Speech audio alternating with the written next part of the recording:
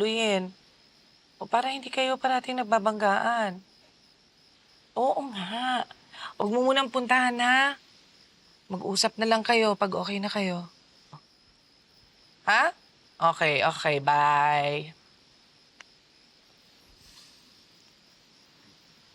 Ano ka naman kasi, Ninang? Gusto niya lagi doon ako sa resort eh. Ayoko naman doon eh.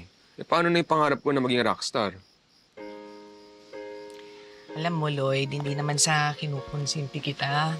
Kasi naiintindihan ko yung mama mo. Naiintindihan din kita.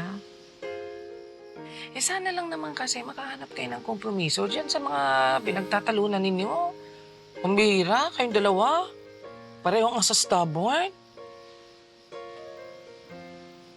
O sige na, dito ka na muna tumulong. Basta promise mo sa akin, papasok ka pa rin sa eskwela, ha? Apo.